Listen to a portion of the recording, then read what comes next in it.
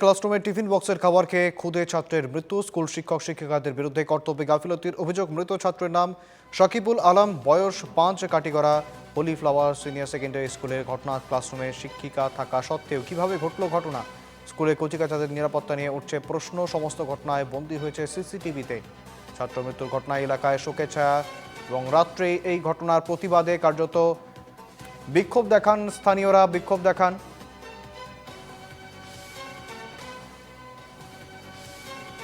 বিষয়টি কি বলছেন স্কুলের প্রধান শিক্ষক, শুনবো।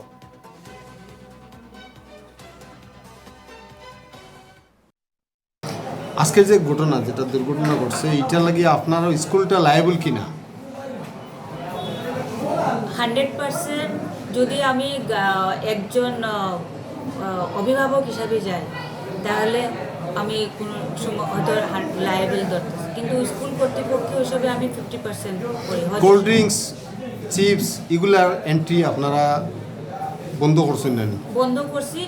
এটা শুধু আজকে নয়, এটা বিগত অনেক ক্লাসে তো বছর অ্যাভেলেবল দেখা গেছে, সিসি ফুটেজে অ্যাভেলেবল দেখা গেছে এগুলা। এটা দেখেন, আমরা এখানে বোর্ডে প্লাস আমরা গার্জেন মিটিংয়ে লাস্ট একটা স্যাটারডেতে আমরা মিটিং হয়েছে, এখানে আমরা ক্লাসরুমের যারা আছেন দায়িত্বে তারা এটা দেখছেন না, না? তারা দেখার পর অনেক সময় তারা অনেক তো আমাদের দেখেন মায়েরার মতো ট্রিট করা হয় বাচ্চাদেরকে। তো অনেক সময় আমরা কি করি, বাচ্চাদেরকে যেহেতু আনার পরে খাওয়ার লেগে দেওয়া হয়, কিন্তু বোকা দেই কিংবা মারে করবে আয়না দেবে, অনেক সময় আমরা নিই প্যাকেটটা নিয়ে নিই, কিন্তু কোনো সময় খারাপ লাগে, যার কারণে আমরা হয়তো বাচ্চাদেরকে খাইতে দিই কিংবা কই যে বাবার মারে কইবার যে আয়না দিত না। এটা শুধু আমরা মিটিং না, আমাদের বোর্ডও লেখা আছে যে জাঙ্ক ফুড কিংবা প্যাকেট জাঙ্ক ফুড নিষিদ্ধ করছেন আপনারা, বোর্ডও লেখা আছে, এটাও আমরা দেখছি, কিন্তু ইমপ্লিমেন্ট হইছে না। ইমপ্লিমেন্ট যেহেতু আজকে ক্লাসের ভিতরে দেখা গেছে, এই কারণে কইরাম।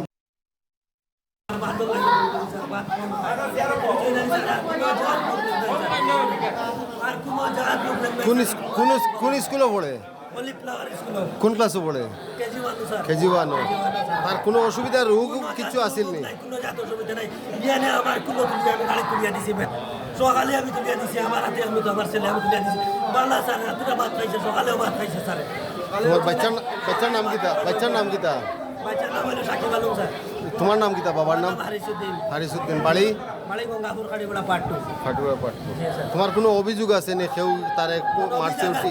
স্যার আমার তো আর অভিযোগ করার কি কর্ম কি তার আমার বুকে থেকে আমার ছেলে নাই, আর অভিযোগ আর কিটা অভিযোগ কিটা আমার শুধু আছে। আমার স্কুলে সিসি ক্যামেরা আছে, সিসি ক্যামেরাতে আমি প্রুফটা দেখতাম আমার ছেলে কিরকম করলো কিরকম হইলো, আমি দেখা লাগবো একবার আমি সিসি ক্যামেরাতে আমার ছেলে কিরকম কিনা হয়েছে বুঝলেন।